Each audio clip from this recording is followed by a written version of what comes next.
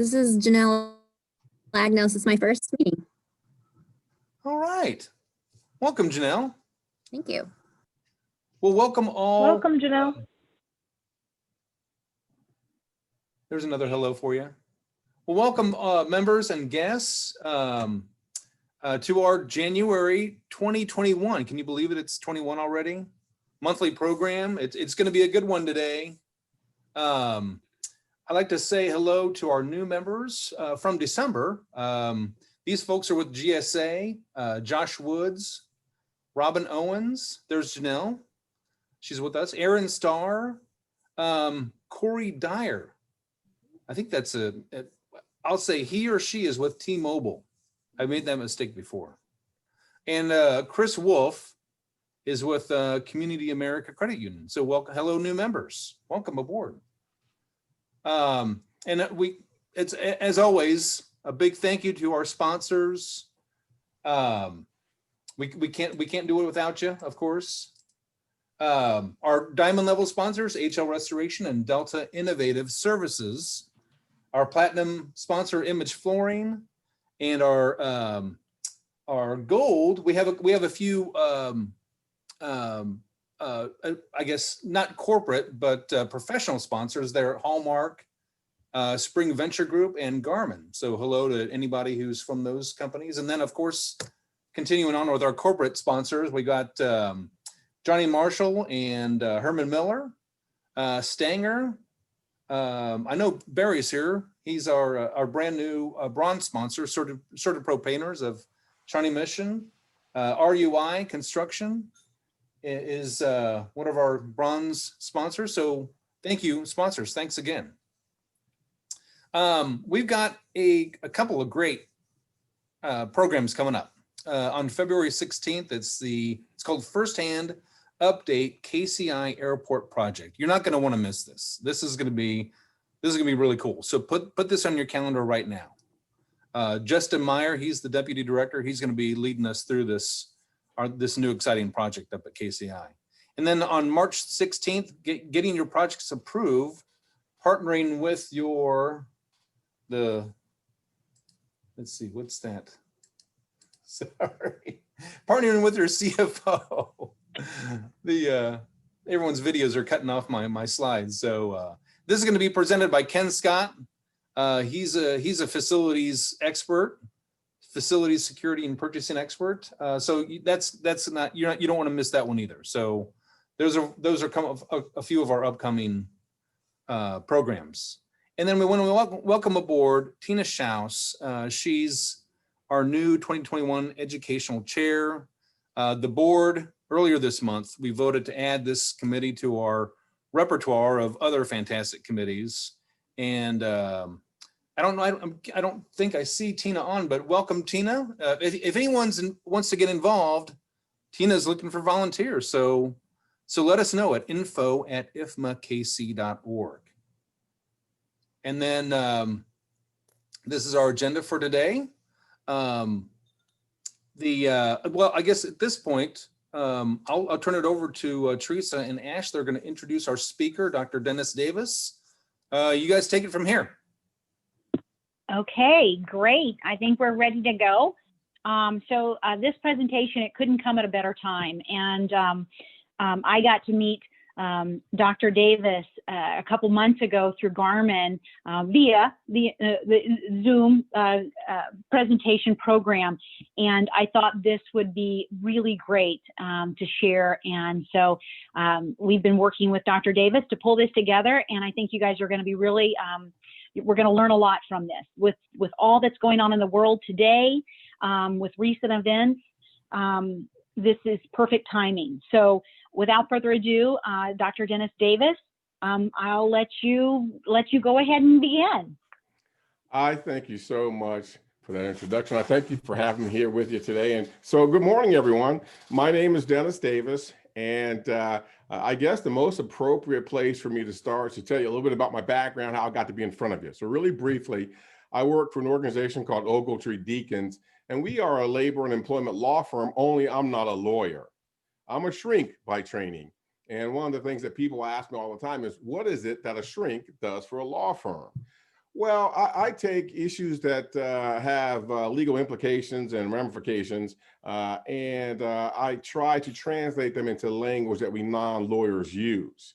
So today we're going to be talking about bias, unconscious bias, implicit bias, explicit bias, and on and on and on. And you can tell by how I titled this presentation that I recognize that there's a lot of terminology out there. People are throwing terms out, and there's a lot of mystery surrounding these terms. And so my point today is to try to demystify some of these terms and maybe kind of give them some meaning.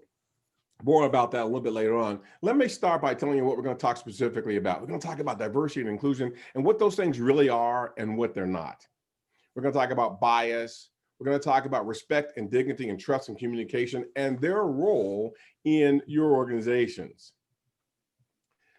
Specifically, what I hope to accomplish today is I want to help you foster an atmosphere of respect in the workplace, to help you create an environment where everyone feels valued, to help you identify your own unconscious motivations and begin to make them conscious.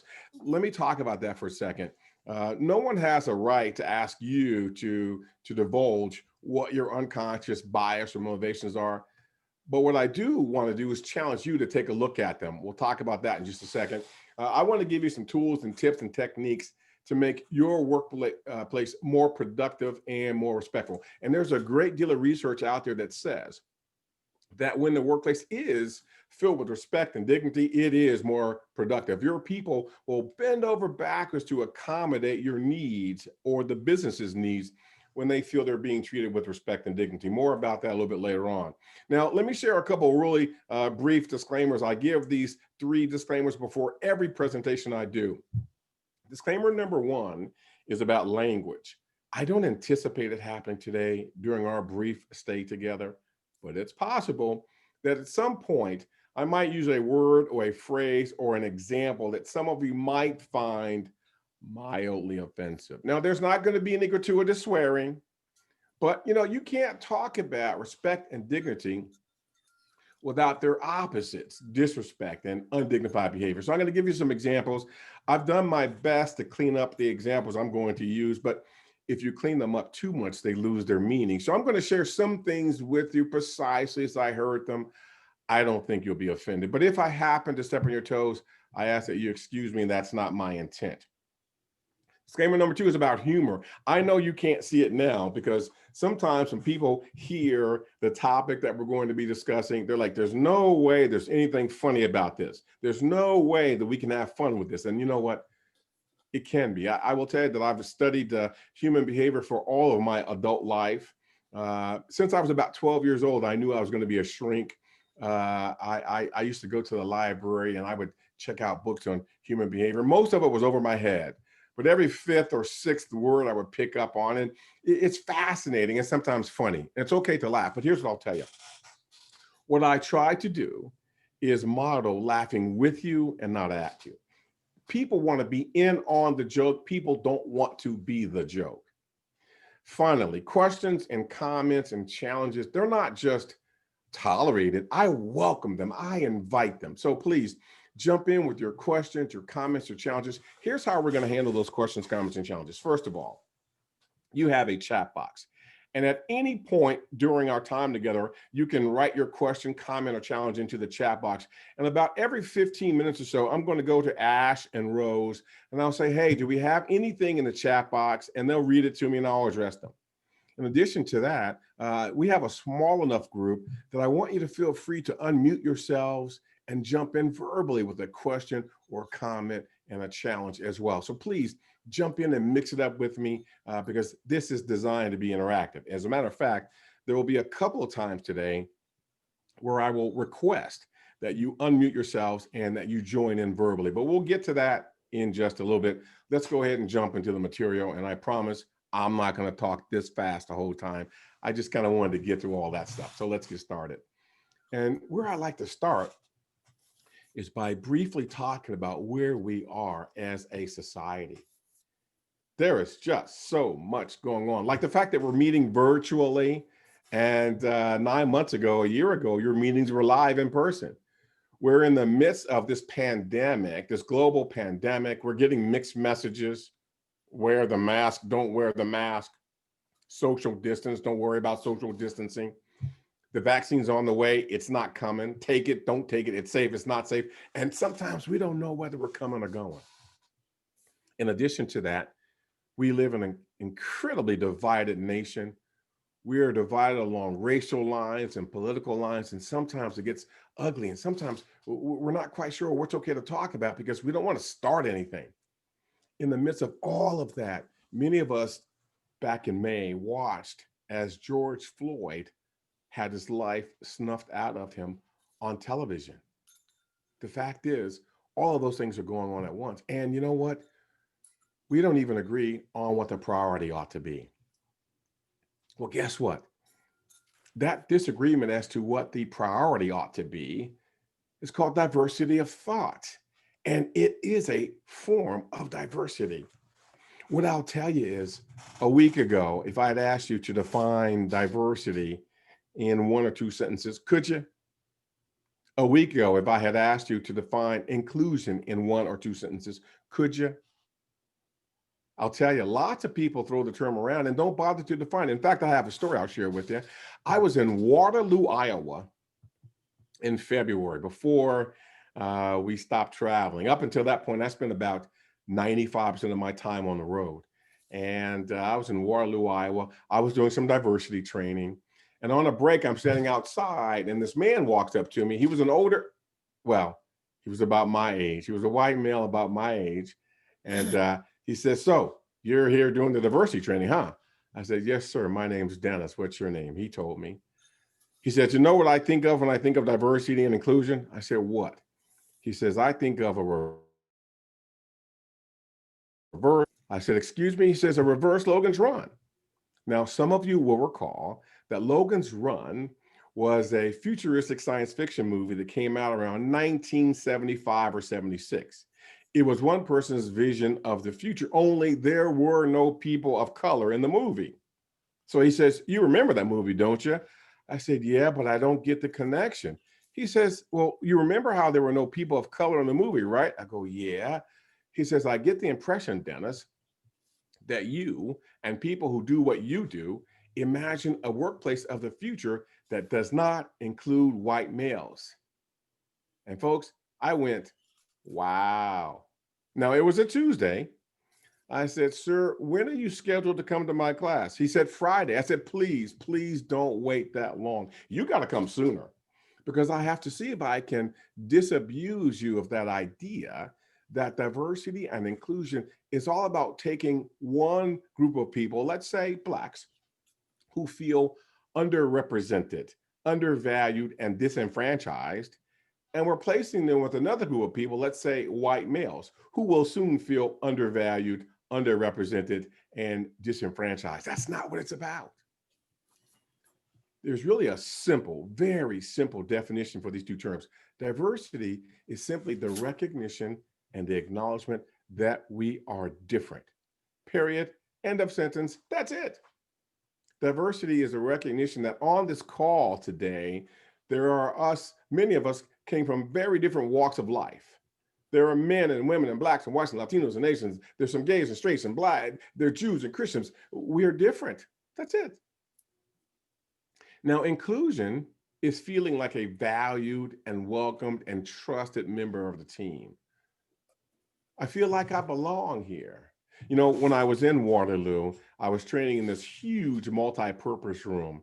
And sometimes I would watch whole groups come in, whole shifts, 120 people, and they'd sit together and they would break bread and have long conversations and joke. And sometimes I'd see smaller groups, 10, 15 people. And every now and then I'd see a lone man or a lone woman sitting way in the back by themselves. And I couldn't help but to wonder, I wonder if that person is sitting by him or herself by design. You know, I've chosen to be by myself because I need some downtime, or by force. I've been ostracized by the group at large. I have a friend who likes to say that diversity is being at the dance and looking around and recognizing that there are all kinds of different people here. Diversity is recognizing that there are all kinds of people here. Inclusion is being asked to dance. Now, think about this. We're different in lots of ways. You know, we're all pretty sophisticated professionals, so we're aware of the big old protected classes: race and religion and color and creed and nationality and gender. But some of us forget that my function within the organization is a way that I am diverse as well. In some organizations, if you are an engineer, you're top dog. Or if you're in sales, you're top dog. Everybody else is less than. My function is a form of diversity. My tenure is a form of diversity. Back when I came into the workforce, if you had only 2 or 3 or 4 or 5 years under your belt, you were expected to just sit quietly and not offer an opinion unless somebody gave you the opinion first, right? I will tell you, with 5 different generations in the workforce today, there are 3 generations that don't expect to be told to sit around without an opinion. My values, my hobbies, my interests, my life philosophies, these are all ways that we are different. They're all forms of diversity, and yet we don't typically think of it as such. Now, some of you are thinking, okay, Dennis, I get it. There are many ways that we're different. So what? What are we supposed to do with that information? Well, we're going to exercise, and I'm going to ask you to actively participate. We've got a small enough group. I'm going to ask you to unmute your mics. Here's what's going to happen. I'm going to share some information with you. And after I share that information with you, I'm going to ask you some questions. And I want to get you to verbally commit that you will answer all the questions. I want you to act like I'm a flight attendant. You're on a flight. You're sitting by the exit row. And I come along and I tell you I need a verbal affirmation that you'll help in an emergency. So can I get you to all agree verbally that you will answer all the questions? Yes, sir. Agree. Yes. All right. I love it. Now, Yes. I also want to get a verbal commitment from you that I don't know or I don't have enough information are not acceptable answers. Can I get you to commit to that? Yes. Yes. Yes. Yes. Yes. All right. Yes. So now we have a verbal contract. All right. So let's get started. And I promise you, this has application in our discussion on biases. So let's talk first. So here's the exercise. There are these 2 teenagers driving in a car, listening to loud music. Now, the volume in the car goes to 20. The teens have the volume on 18. They're traveling at 70 miles an hour in a 55 mile an hour zone when they pass a police officer on a motorcycle. Uh-oh. Now, the officer has to do 80 miles an hour just to catch up with them. Now, that's the information I'm giving to you. Now, I need you to answer these next 10 questions. And remember, we have an agreement. You'll answer all of them. And I don't know or I don't have enough information are not acceptable answers. So here we go. Question number 1. How loud does the volume in the car actually go? 20. 20. 20. It goes to 20. 20. Very good. Very good. All right. How about this? How loud was the volume in the car?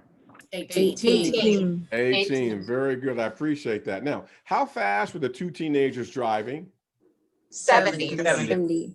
They were driving at 70 miles an hour. And what was the speed limit? 55. 5. 55. Very good. Just as an aside, let me just share this with you. I did a presentation yesterday, and so far you are much, much, much sharper than the group I worked with yesterday. I'm just saying. I'm just saying. All right. Number 5. How fast did the police officer have to go to catch them? 80. 80. 80 miles an hour. Very good. Number 6. What color and type of car were the teens driving? Don't know. Not given. Whoa, whoa, whoa, whoa. Time out. We have a verbal contract that says that you won't say I don't know or I don't have enough information. So tell me what was in your head. What color was the car? Red. All right, red. And what type of car was it? Sedan. Sports car. Okay, I heard sports car. I heard I think I heard Honda. someone say a Mazda or a Maserati. I heard somebody say sedan. Get out of my class. That was me. I'm just kidding. So here's the story. Red I is thought the it, Jesse. number 1 answer. Awesome. And most of you said red. I heard other colors. And it doesn't matter what color you said. There's no right or wrong answer. Sometimes people will say sporty car or sports car. Sometimes they'll give a model. They'll say a Maserati or a Mazda. But you know what? never in the history of this exercise has someone said, hey, Dennis, these kids are speeding down the highway in a brown paneled station wagon. It just doesn't happen. I promise. Stay with me. This has application. Number 7, what gender and race were the teenagers? And by the way, before you start to answer, some of you will try to think where you think I might be going. I promise you that's not where we're going. Just tell me what's in your head. First, let's start with gender. What was the gender of these 2 teenagers?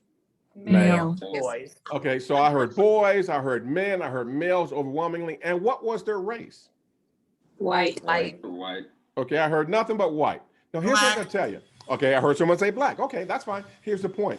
Some of you may have thought that this was a gender or a race exercise. It was not. Doesn't matter whether you said males or females, but overwhelmingly, people say males. It doesn't matter whether you said black, white, Latino, or Asian, but here's what I'll tell you. Never do we get anyone who says, well, it was one Latino and one white, or one black and one Asian.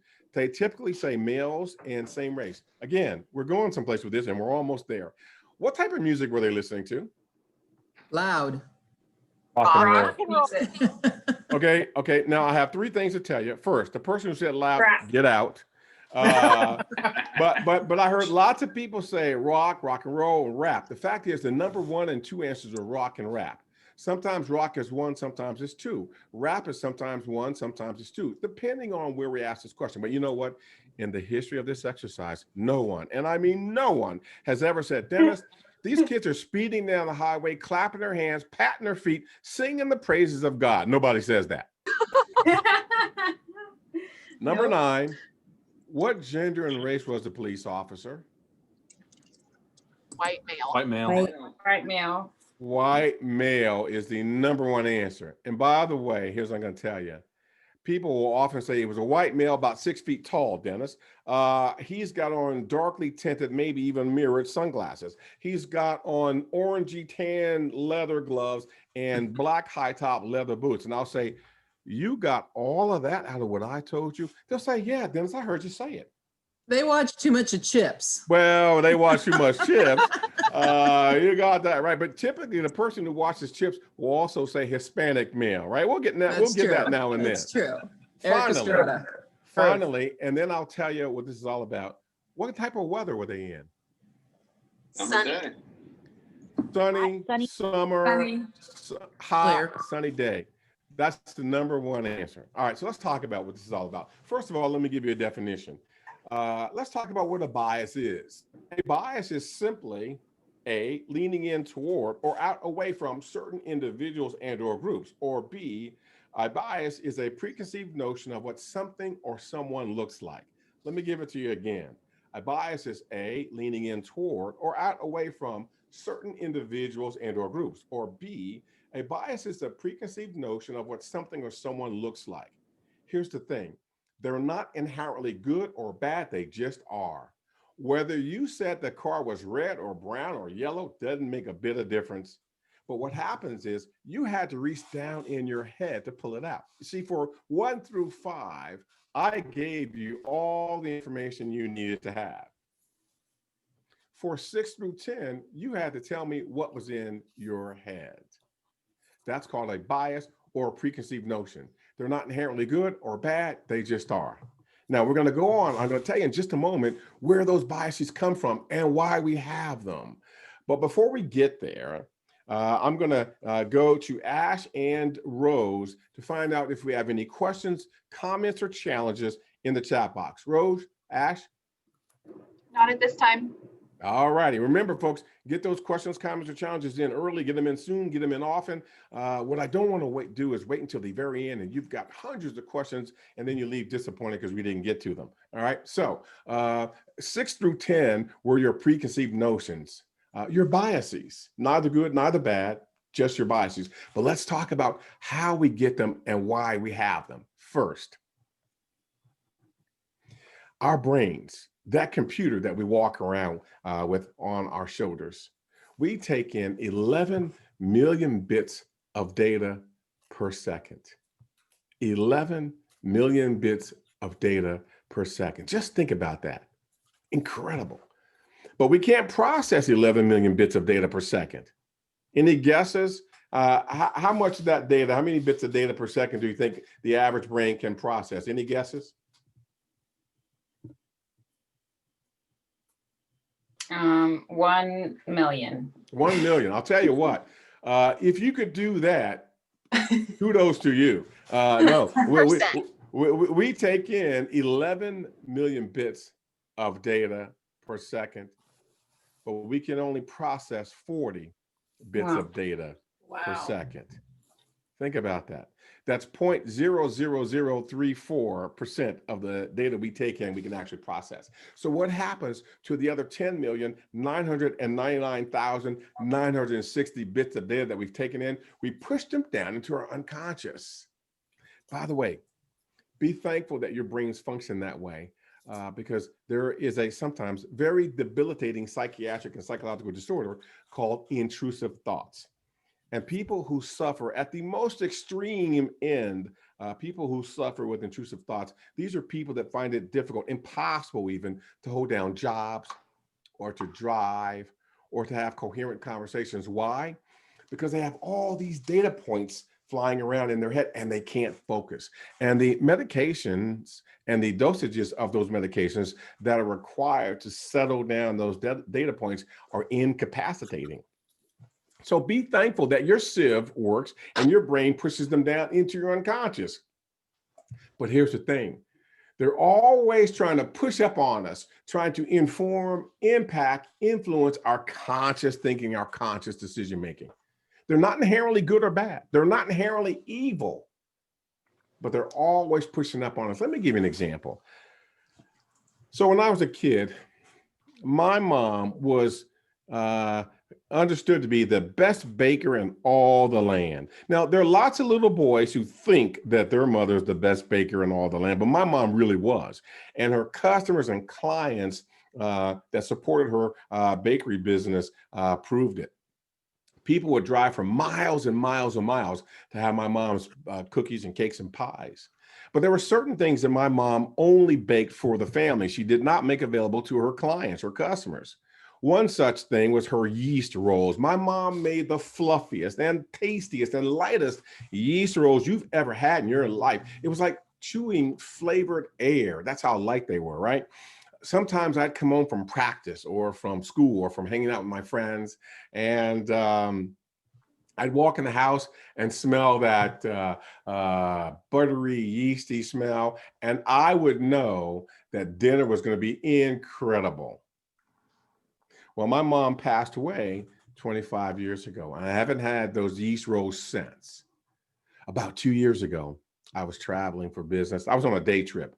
I landed, picked up a car. I'm going to this really important meeting, and I'm stopped at a red light. My GPS tells me I've got 9 minutes before I'm going to be there, 9 minutes. And so I start pulling myself together, you know, make sure my tie is straight and stuff like that.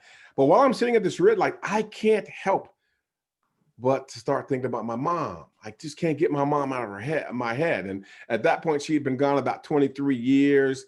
And, you know, I'm thinking about how much I missed her, and I'm trying to push it out, but I can't stop thinking about her. And, you know, I'm getting all teary-eyed, and I'm thinking to myself, come on, Dennis, pull yourself together. I mean, you can't show up at this meeting crying. There's no crying in business, but I can. I just can't stop thinking about my mom. And then the light turns green and I take off. And then when I take off, I see it. Anybody know what I saw? Your buns. Bakery. Bakery.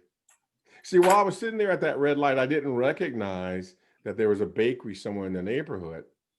But the smell, that yeasty, buttery smell, had wafted into the car, and I had started smelling it and unconsciously thinking about and longing for and getting teared up about my mom. An unconscious motivation, an unconscious bias. It can be as innocent as that. Now, there are times when our unconscious motivations, our unconscious bias will run contrary to our organization's stated values. There are times when our unconscious motivations and beliefs and biases will run contrary to our own stated values and beliefs. A person can say and really believe it. I'm not just talking lip service. They can say, you know what, I believe in equity and fair play, and still find that they are behaving in a manner that unintentionally is biased and discriminatory, because these things push up on us unconsciously. We're unaware that they're there. I'll share this, and in just a second, I'm going to go back to Ash and Rose and check on our chat box. So if you've got a question, comment, or challenge, please get it in. But on your screen now, there's a man, his name is the Reverend Jesse Jackson. Some of you know who that person is, and some of you know some things about him. I'm going to ask you to suspend what you know about him for just a second, because there's one thing I want you to consider. Jesse Jackson, I want to say he's about 82 years old. I might be off by a year or so, but I think he's about 82. And since he was 19, better than 60 years, he's been working in civil rights and equal rights and non-discrimination and so on and so forth. But about 10 years ago, he was giving a speech, and he said something, and it spoke to me. He caught a lot of flack for it, but it spoke to me. He said, you know, there is nothing more painful to me at this stage in my career, in my life, than to be walking down the street. Maybe I'm in the middle of a big city. Maybe it's nighttime. I'm by myself. I'm already feeling threatened and vulnerable. And behind me, I start to hear footsteps. And my mind turns to thoughts of assault, robbery. I look over my shoulder. I see it's somebody white, and I feel relieved. Now, he got a lot of flack. What are you saying? All white people are good, all black people are good, but that's not what he was saying. All white people are good, all black people are bad. No, what he was saying is, you know what, just when I thought that I didn't have any preconceived notions about who's who, just when I thought that I didn't have any biases, any unconscious or conscious biases, I realized I'm like everybody else. I do have them. Let me pause here. Ash, Rose, anything in the Q&A box I need to address?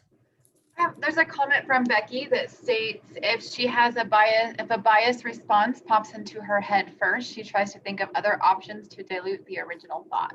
That's a good idea. That's a good idea. We're going to talk in just a little bit about some other strategies. How do I deal with that? If it's quite human nature, Dennis, and it is, for us to have unconscious bias, then how do I deal with that? How do I challenge myself to deal with people with fairness and equity? We'll get to that. I will tell you that these are triggered automatically through the rapid association of people and groups and attitudes and our stereotypes about them. The fact is, if you have a brain, you have bias. This is not a northern or southern, it's not an eastern or a western condition. It's not even an American condition. I work with clients in Europe and Asia. I work with clients, obviously, here in North America. And sometimes the biases, the preconceived notions that they have are different than ours, but they have them as well. In fact, this past Sunday night, I did a class for my client in India. I was supposed to be visiting there this month, but obviously we canceled that and decided to make it virtual. So Sunday night, my time was Monday morning, their time. And so we did a class on unconscious motivations. Theirs are different than ours typically here in the US, but they have them nonetheless. If you have a brain, you have bias. Now, we're going to move on and talk about some other things, but one of the things I'll share with you is that if you're interested in taking a deeper dive, please feel free to visit www.implicit.harvard.edu. There, you'll be given the opportunity to take one or two or five or a whole series of implicit bias tests. And they're quite anonymous, but it gives you an opportunity to take a look at some of your blind spots. Now, let's talk about how some of these creep up in the workplace, and then let's talk about some appropriate fixes for them as well. First, there is this form of bias known as affinity bias. It's also known as the similar to me effect.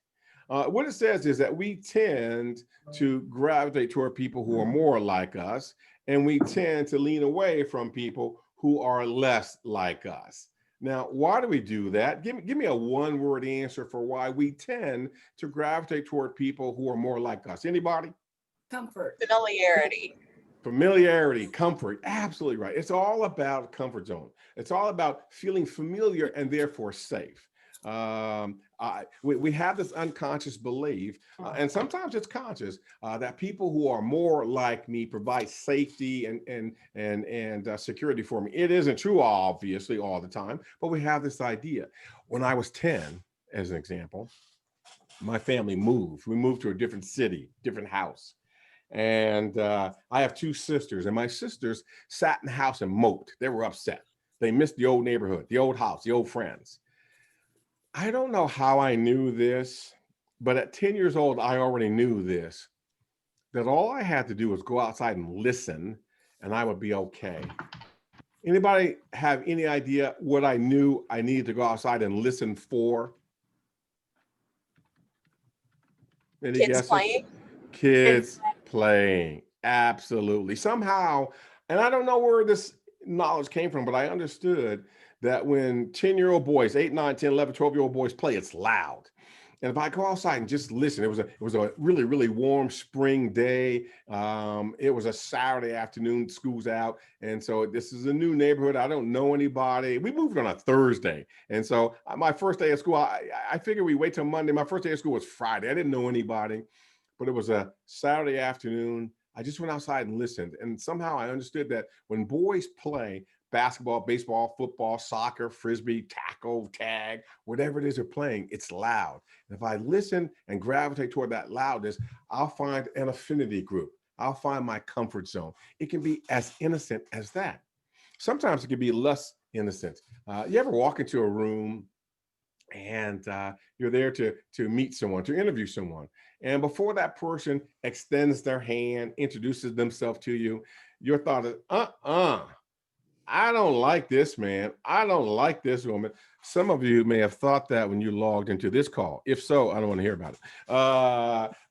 That might have been based upon that similar to me effect that we all typically fall victim to. I will tell you that it also plays into preconceived notions about who's who and what's what. None of the big 5 orchestras had more than 12% female musicians way up into the 80s. Now, of course, we already understood that it would be impossible, with 52% of the population in this country being female, it's impossible that only 12% of the best musicians in this country are women. You can go to any elementary school or junior high school or college and university and find bands and orchestras, quartets filled with women.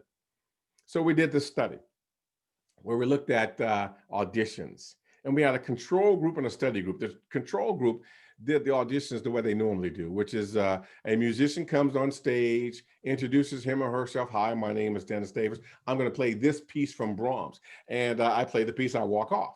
That's the control group. But the study group, the judges were sitting in the audience and the musicians were behind a curtain. And a neutral announcer says, okay, candidate number 6 will play this piece.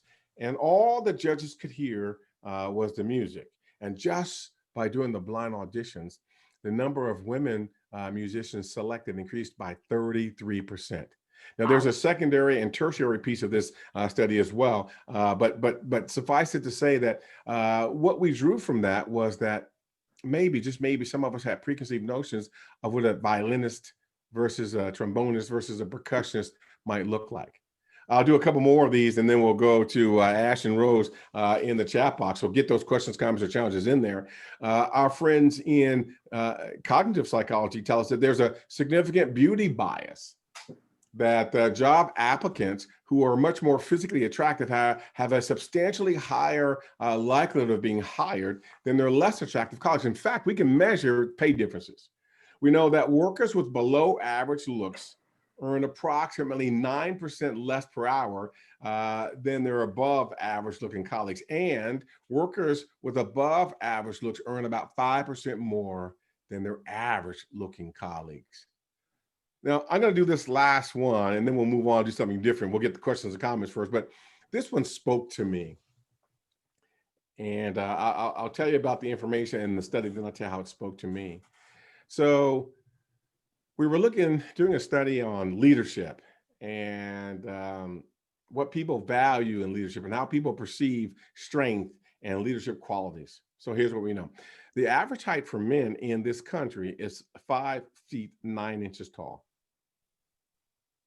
Only 15% of the men in this country are 6 feet tall or taller, but 58% of CEOs are 6 feet tall or taller.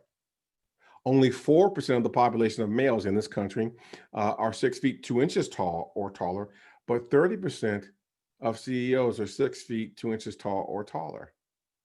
Many of us believe that there are only two possibilities here. Either A, tall men really are smarter and better leaders than everyone else, or we have preconceived notions of what leadership and strength looks like. Now, I'll tell you how this spoke to me. It was 2012. And in fact, it was November 2012. In fact, it was the Sunday before the November presidential election in 2012. Now, don't worry, this is cloaked in political terms, so we're not going to have a political conversation. It's the Sunday before the election, and if you recall, Mitt Romney is running against Barack Obama to unseat him as president of the United States. Now, I show up at church that Sunday, and I walk up on three of my friends, close friends, close.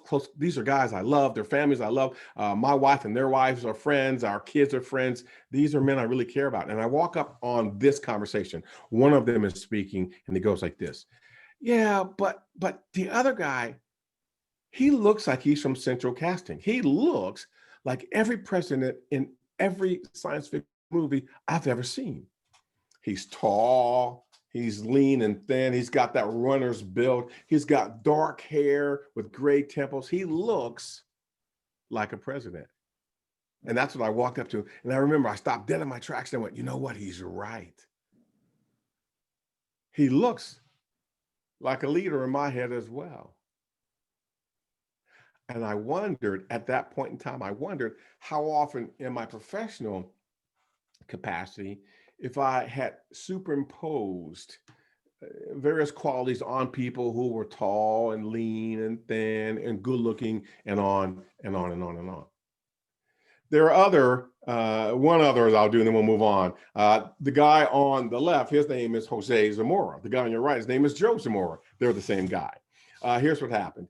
He was unemployed and looking for work. And he had been sending out somewhere between 50 and 100 resumes per day and not getting much callback action, right? Until someone suggested to him that he drop one letter and drop the accent. So he dropped the S and the accent, and his resumes went out under the name of Joe Zamora as opposed to Jose. Didn't change anything else about the resume and immediately started getting incredible callbacks for interviews. Now, there was a similar study that involved, it was a much, much larger group, 5,000 resumes. They were fictitious. 5,000 resumes were sent out applying for over 1,300 different jobs. And the resumes were identical except for one thing, the name.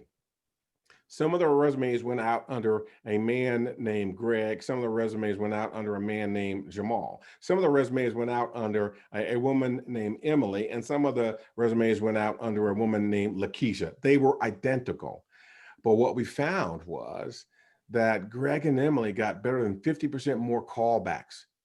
What that suggests is maybe some of us have an idea of what we get with a Jamal and a Lakeisha, and it varies. It differs from what we get with a Greg or an Emily. Doesn't make us bad people. It doesn't make us sexist. It doesn't make us racist necessarily. What it makes us is human with frailties, human with all kinds of unconscious bias.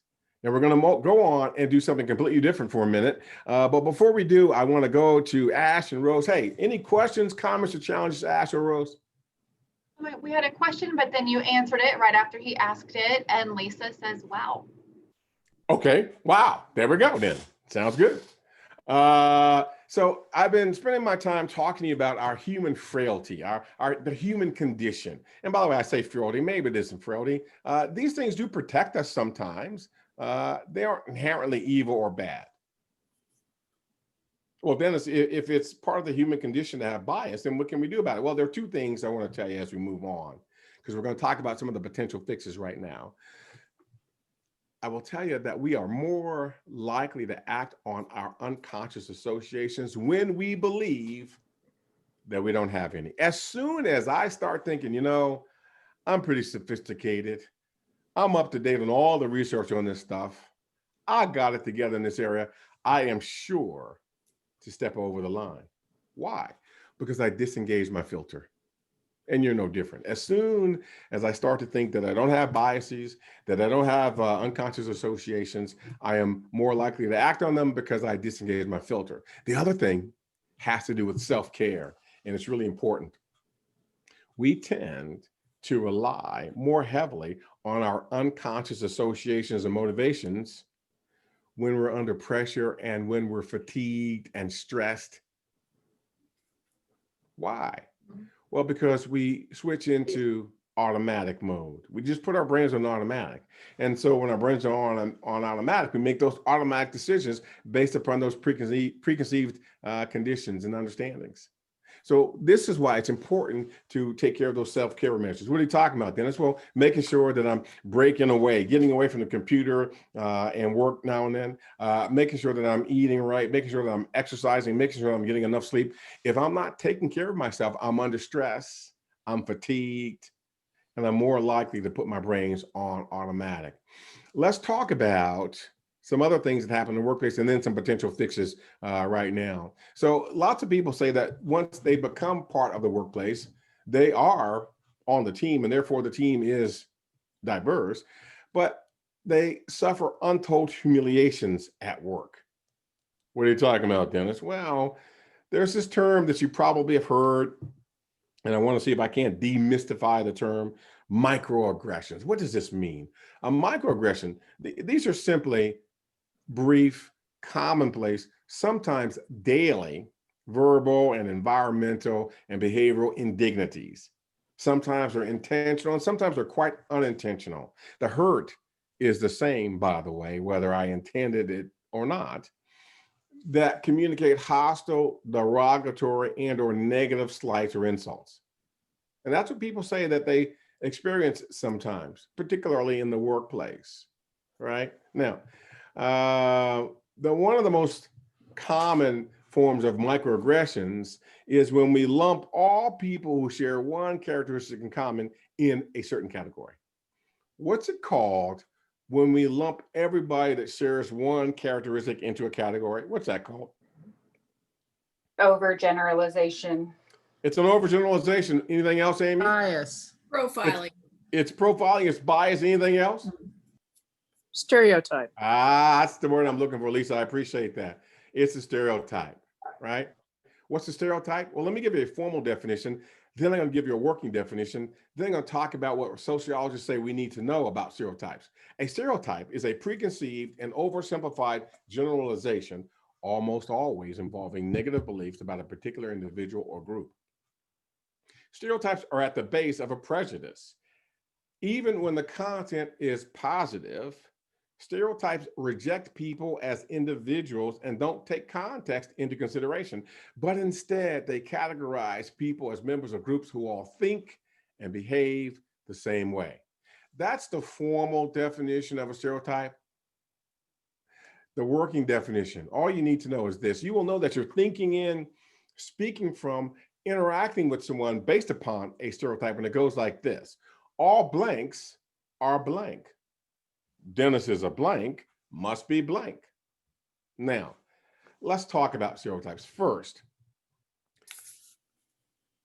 There are several schools of thought, and I want to hear your opinion about this. One school of thought says, stereotypes are always negative. And the other school of thought says, well, wait a minute, Dennis, sometimes a stereotype can be positive. Let me hear from you. What do you think? Are stereotypes always negative, or can they sometimes be positive? Let's hear from you.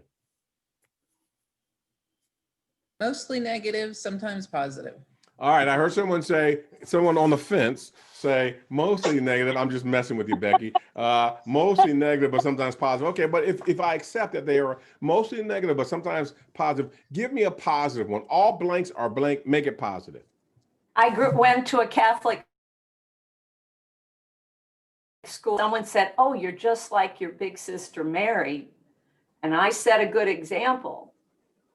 Well, but categorize that as a stereotype. All blanks are blank. All Redmonds, my last name, all Redmonds are cool, smart. All right, I'm going to take it, Mary, but that's weak. I'm going to take it, but that's kind of weak now. It's micro. All right. Anybody want to give me another one? All blanks are blank, make it a positive one. Anybody? So I was going to go with, Go ahead. I was going to go with. I was just going to say, I was going to go a different direction and say, even if we think it's positive, isn't it? I mean, it's really not a positive to just assume things about other people when you don't know them. Okay. All artists are creative. All artists are creative. Okay. I'll take it. That's kind of weak. You asked. Anybody? Come on, give me a good positive I'll do one. stereotype. And I'll piggyback off of Mary. All Asians are smart. Now we Okay, got to fine. do There it. you Now we go. got one to work. All right. Nice job, now. Ash. All Asians are smart. I've All right, let's literally go with heard that. my high school son say that. So there you go. Of course you did. And by the way, Mary, I appreciate you participating with me. And I was giving you a hard time when I said I was kind of weak. And same thing with you, Jason. Although yours was pretty weak, Jason. I appreciate you being good sports. After all, I got to have a good time or nobody has a good time. All right. But let's wrestle with this. And there's a serious point to be made here. By the way, please understand my role here today is not to tell you what to believe. I would never presume to do that. But I do want to give you some information so that you can make a decision as to whether or not you believe a stereotype can be positive or not. You see, there are some things that sociologists tell us about stereotypes that we all need to know, and only then can you make the decision for yourself as to whether or not a stereotype is positive. You need to know these three things. Thing number one that you need to know about stereotypes is this. Stereotypes are like icebergs. What percentage of an iceberg's mass lies above the waterline? Anybody? I guess less than 10%. Yeah, somewhere between 5 and 10%. Look at Mary trying to redeem herself. Somewhere between 5 and 10%, 10% being max. I'm just messing with you, Mary. I'm just messing with you. You're right, between 5 and 10%. That's called the tip of the iceberg. The rest of it is there, but it's below the waterline. And sociologists tell us it's the same thing with icebergs. I'm sorry, with stereotypes, that the stated portion is but just the tip of the meaning, but that the fullness of the stereotype is unstated. It's there, but not said. Let's test that with all Asians are smart. What's the rest of it? Well, all Asians are smart, tip of the iceberg. But the rest of it is, but the reason they're smart is because they only pursue intellectual pursuits. They're one-dimensional. They pursue academic pursuits. They're socially awkward. They certainly can't drive. They're physically awkward. You know where you want your Asian lawyer or accountant or engineer or director. You want that person back at the office working on a client file. Where is it you don't want your Asian lawyer, accountant, engineer, account representative? You don't want that Asian person at the client lunch or dinner. Why? Because they're socially awkward. Now, some of you are looking at me like, oh my God, Dennis, I can't believe you said such racist things. I can't believe you believe all that stuff. Well, I don't necessarily believe it, but I'm aware of it. You see, the sociologists tell us it takes no work to be well steeped in the stereotypes of a society in which you reside. It takes no work because they come at you from all directions. Now, some of you are thinking, Dennis, I wasn't even aware of those negative connotations. I didn't know all those things about Asians. I just knew they were good students and smart. All right, that takes us to the second need to know from sociologists. Remember, we're doing the three things you need to know before you can personally make a decision as to whether or not stereotypes can be positive. The second thing is, even if you were completely unaware of the negative connotations associated with a stereotype, even if you spoke the stereotype out loud, but from the nicest, most complimentary place you could come from, because you were unaware of the negative connotations, there is one group of people who are always well steeped in the fullness of a stereotype's meaning. Who are those people? Nobody? The group you're talking about. The people about whom the stereotype purports to tell us. Do you think that Asians don't know that many of us think That they're really, really smart and good students, but one-dimensional and socially awkward? Yes, they know that. Do you think, you've heard the stereotype, all Black males are good athletes, right? What's the rest of that? They're really good athletes, but they're not very, very good students. They're all brawn, not very much brain. If you ever see them at a really, really, really, really, really good school, they're there on athletic scholarship, not based upon academics, right? You're like, wow, I didn't know all that, Dennis. Well, I did. There's no stereotype that I can know about you, whether it be based upon your gender, your race, religion, your color, your creed, your nationality, your ethnicity, you're Italian, you're Polish. There's no stereotype I can know about you that you don't know about you. And the question is why? Why are we all so well steeped? Mary talked about Catholic school. There's no stereotype about Catholics that a Baptist person knows that a Catholic doesn't know. Now, why? Why is it that we're all so well steeped in the stereotypes about us? Well, according to sociologists, because we've spent our lives having them hurled at us, trying to deflect them, trying to dodge them, trying to live them down, discussing them amongst ourselves. In fact, I will tell you, most of us are aware of some stereotypes about the groups in which we fall that others aren't aware. I know some stereotypes about Black men that you don't know. Tell us, Dennis. No, why not? Well, I don't want to perpetuate these things. And so do you. Now, here's why this is important.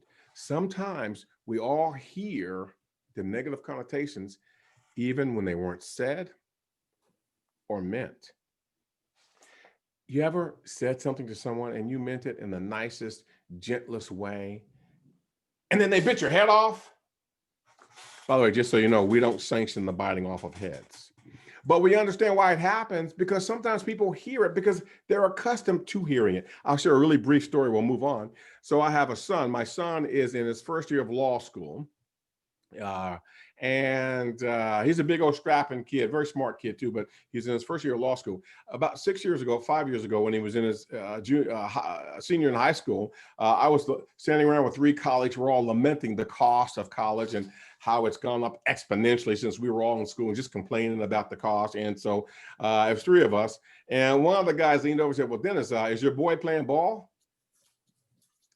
And right away, my mind went to, because of course he couldn't get in where he's going unless he was there on athletic scholarship, right? And then I caught myself doing that, and I stopped it. Here's why. One of the guys in the conversation, I've known him for 25 years.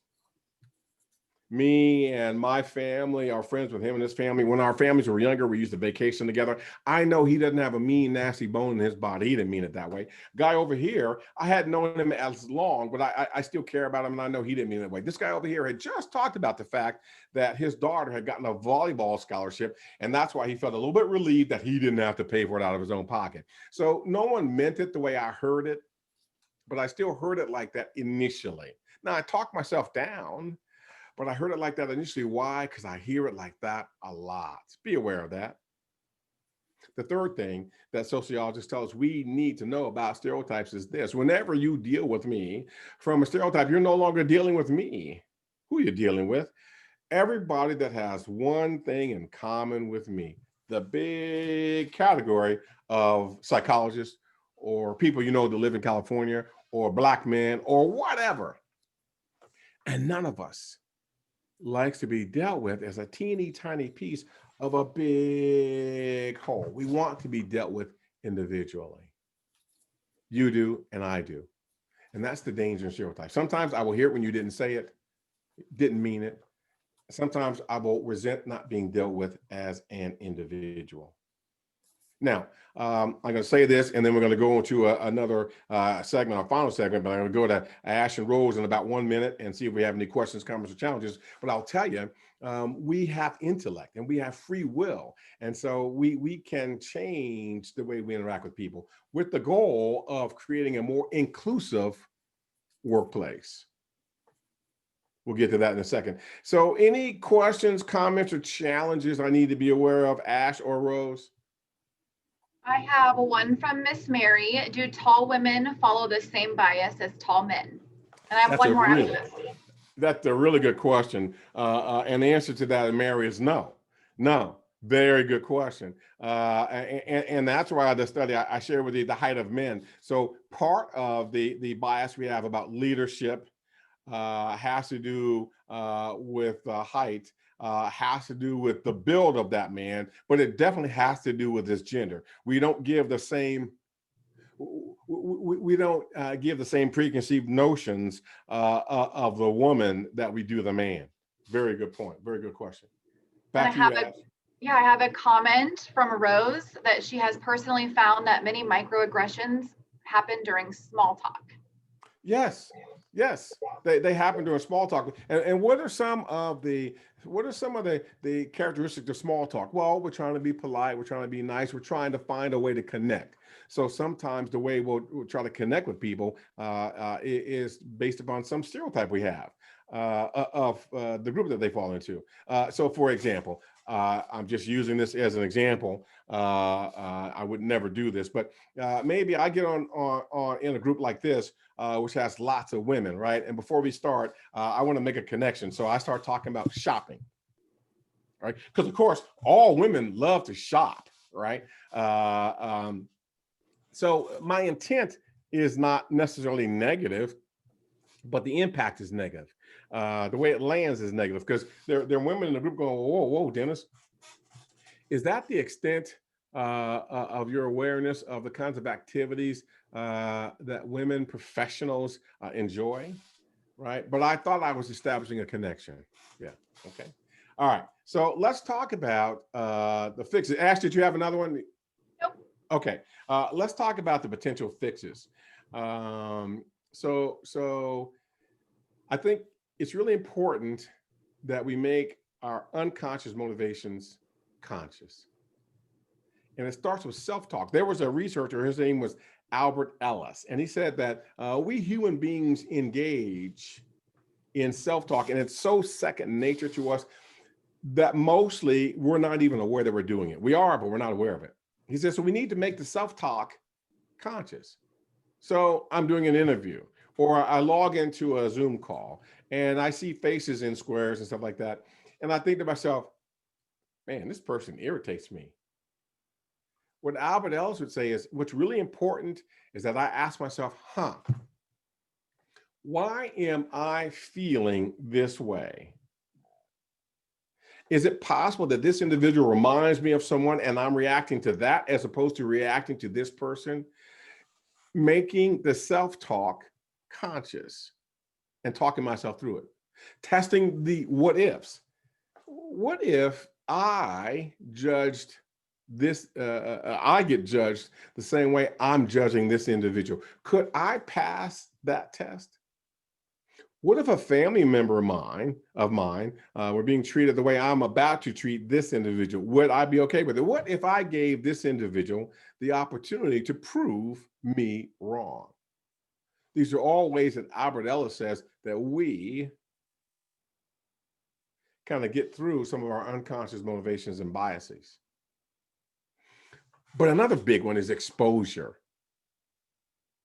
You see, we talked earlier about comfort zones and comfort levels, and you know, we look to be in a place of comfort, and I get that. I do the same thing, unless I shake myself out of it. That's a normal, natural human tendency. But here's my challenge to you. How often do you engage, and this isn't something I want you to answer, but I want you to think about, how often do you engage with people that don't fall right into that same category as you, that vary from how you do things? People that have a different thinking style, or people for whom English is a second language, or people of a different religion or ethnicity, and so on and so forth. The story I like to tell, and I'll make it brief, is so my junior year in college, and I show up and I move in, and next door to me is an exchange student, Juan. He was from Spain, and he was deaf. His first language wasn't English, and he was deaf. All right. And he did signing, but I didn't sign.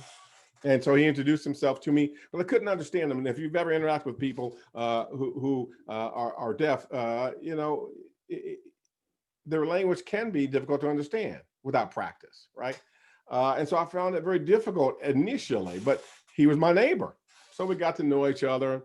And he would read my lips, and then I would listen to him. And after the first couple of weeks of living next door to him, I got used to having conversation with him and understanding what he was saying. I'll never forget it. Probably about 6 weeks into the semester, a buddy of mine and we were going to go work out. And so he swung past my dorm to pick me up, but he walked up on me and Juan having a conversation. And so he just stood there listening for about 10 minutes. And I said, okay, Juan, I'm leaving. I headed out. And so as we're walking to the gym, my buddy said to me, I didn't understand a word that guy said. How did you understand what he had to say? I didn't recognize then the impact, the significance of what I said. I said, I've just gotten used to him. What I was describing to my buddy then was exposure. That the more you expose yourself to people who vary from you, the less they are others, and the more they are part of the us's. And that's really important. I'm going to do one more segment, then I'll go to Ash and/or Rose for our final questions and comments and challenges. I want you to understand that there are 3 universal questions that all of us ask ourselves, unconsciously, some of us, and consciously, some of us. We all ask ourselves these questions about respect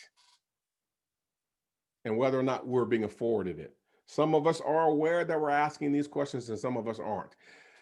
Well, we always ask this question. The question number 1 is, can I trust you if I let my guard down just a tiny little bit? Will it come back to bite me? If I share some of who I am with you, would you ridicule me, make fun of me, make me the butt end of the joke? Can I trust you? And we all ask ourselves that. The second question that we all ask ourselves about others, particularly those in our workplaces, is, are you open to me and my experiences? Let me share this really briefly. So back in May, when I watched in horror as George Floyd had his life snuffed out of him, what I didn't tell you all was that I spent the first 14 years of my career as a police psychologist. And at that point in my career, myself and my colleagues, we worked with local, state, and federal, and even international law enforcement agencies. And very police friendly, and used to do a ton of police training. But I watched that in horror, and I thought, that's not taught in any academy, kneeling down on someone's neck while they're cuffed and in custody and strangling them to death. Well, I couldn't sleep that night. I kept thinking about my boy. And if you have kids, you know what happens is when you see something happen to a young person, you think about your young person. So I kept tossing and turning. So finally I got up and I texted him, and he didn't text me back. You know how young people are. Then I called him and he didn't answer. I was having a crisis, but he wasn't. So he didn't get back to me. Finally, I want to say it was probably about, I don't know, 5 a.m. my time. He finally got back to me. And he said, what's up, Dad? He hadn't even seen the video. And I told him I just needed to hear from him. And I dozed off for about 45 minutes. But then I had an early call that day. And I got on the phone and I was explaining to my colleagues my night of not sleeping and tossing and turning. And you know what I needed then? I didn't need one of my colleagues to go, well, Dennis, you know, there are hundreds and hundreds of thousands of young Black males that get stopped by the police annually. And only a very small percentage, statistically insignificant percentage of them end up dead. I didn't need that. I mean, I knew that. I spent 14 years consulting the law enforcement agencies. I know intellectually what the stats are. What I needed was, oh my goodness, Dennis, you couldn't get a hold of your boy because he's away at school and you tossed and turned. Yeah. I've had that, oh God, I hope my kid's okay feeling. Did you get a hold of him? That's what I needed. And by the way, that's what I got. Are you open to my experience, or do you want to talk me out of it? Do you want to try to convince me that I'm overreacting or I'm being ridiculous? And then the third and final question that we all ask ourselves with regard to respect in the workplace and whether or not it's in my environment or not is, do you care about me as an individual? I know you care about me as a cog in your wheel. I know that you care about me as a person on your team, and you can't get you can't get our job done unless you're fully staffed. I get that, but I need to know that you care about me as a person. So I'll tell you what happened the day after the George Floyd incident. We have 54 offices. And so needless to say that I don't get together with my colleagues a lot, all of them. But one of my colleagues from our Minneapolis office picked up the phone, called me, and says, "Hey, Dennis, I just wanted to call and tell you that I saw that incident last night." We didn't know the young man's name at the time. I saw that incident on TV last night where that guy got killed by the police while he was already in custody. And the only thing I think of was you. And I know you have a young adult son. I just want to reach out and see how you doing, man.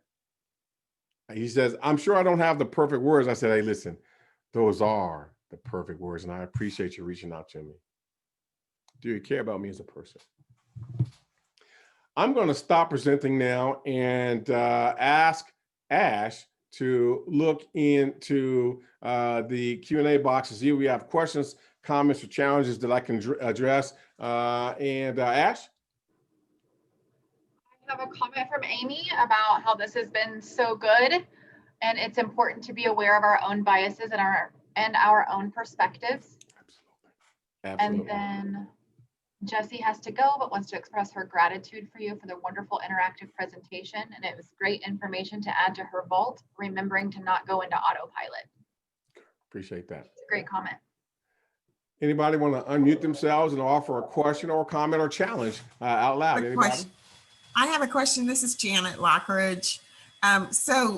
Given the current state of affairs with a lot going on, tomorrow's, we just don't know.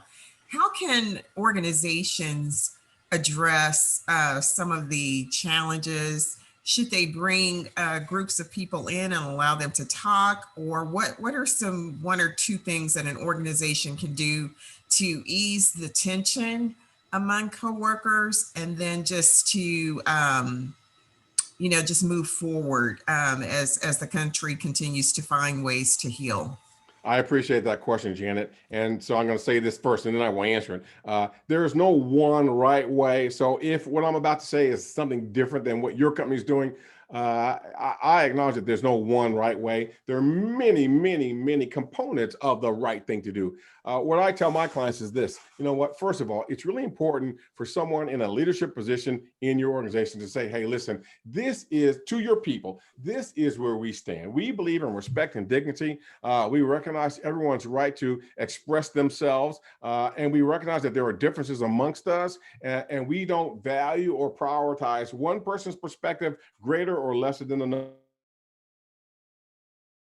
person. Listen to each other, and we're going to have respectful conversations in our workplace." I think that's really, really important to reinforce your values and what you believe into your people. That's number one. But number two is, I think it's a really good idea to offer people, don't require, but to offer people the opportunity to have facilitated conversations. Hey, listen, you know what? There is a lot going on. Some of you are working remotely. Some of you are distant from your colleagues. There's a lot going on in our society with the pandemic and the election and the racial divide and the police community relations issues. And so we're going to do a series of community talks where we're going to have facilitated discussions. It's not going to be a gripe session, but if you want to call and just say, "Hey," or log in and say, "Hey, I got to tell you, I'm scared and I'm afraid to bring it up because somebody might disagree." If you want to participate in one of those conversations with us, we welcome your input. I think that's a great idea, Janet. But I think the number one thing is to reiterate and reaffirm your values. This is what we believe in. And I don't mean that you lean to the right or to the left politically, but rather we believe in treating everybody with respect and dignity. And that is what we're going to insist on here in our workplace, whether it be virtual or in person. Now, thank you, Dr. Davis. My pleasure. And in keeping with the agenda, I'm going to stop now. I do appreciate you all jumping in there and asking questions and comments, and I appreciate you being good sports. I'm going to turn it back over to Ash now. We have a couple other questions that have popped up, and we have a few minutes if you wouldn't mind. Oh, okay, absolutely. Those.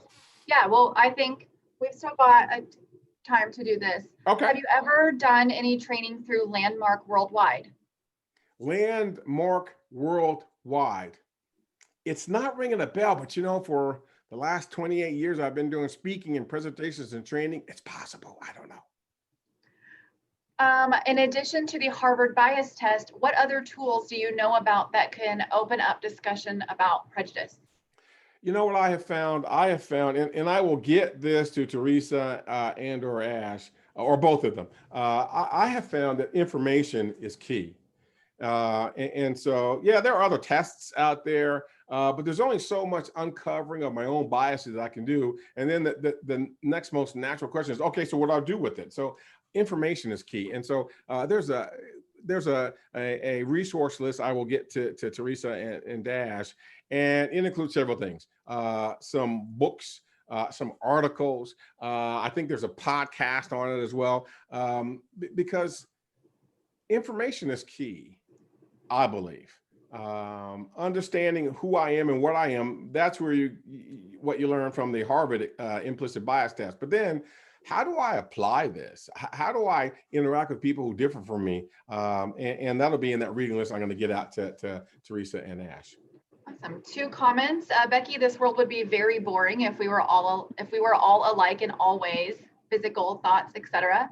And then Julie, her parents are older, they're 92, and one is from the South, so she has grown up hearing many biases that she has inherited that she must consciously be aware of, not continuing on to her children. That's right.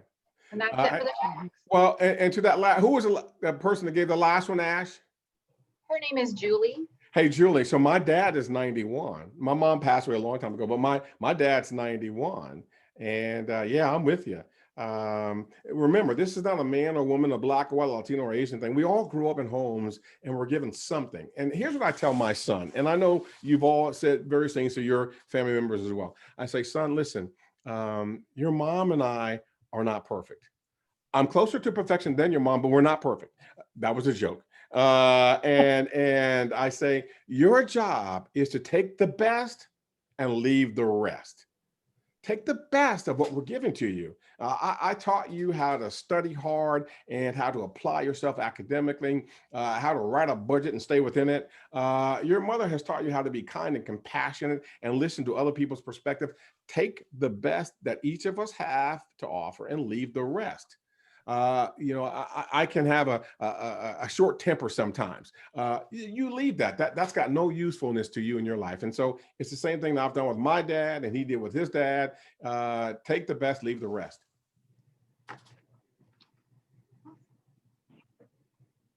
That's a great note. Yeah. Well, that's all the questions in the chat box. All right. Thank you, everyone. Well, Dr. Davis, thank you very much. Great presentation. I think all of us can relate in some way, some shape, form, or another, and we really appreciate you you joining us today. And again, thank you. So thanks for having me. And we have a little bit of business. Ash, you had a little bit left on the agenda. I did. So we have membership appreciation. I'm going to put on my membership appreciation hat. Thank you all for coming today. I really appreciate you showing up, even though it's in Zoom. Obviously, we cannot wait to be together in person, whenever that time may be. When you guys all logged on, you are assigned numbers on my handy dandy spreadsheet, and I have a random generator pulled up. And the winner of today's giveaway, which is a Topgolf outing and a gift card to cover your lunch, is Lori McLaughlin with Counter Communications. So thank you, Lori, for joining us today, and I will email you the information to collect your prize. Thank you. That'll be fun. And with that, I'll give it back to Todd. Well, Dr. Davis, thank you very much. Your presentation was truly special. Thank you again. Round of applause, everybody. Kind of our Zoom virtual applause. But well, thank you for coming to today's program. Don't forget about next month. The tour of I guess the virtual tour of the new terminal. So be sure to check out our website to register, or if you see an email, don't forget to register. But have a great remaining January 2021. Take care, everybody. Thank you. Bye, everybody.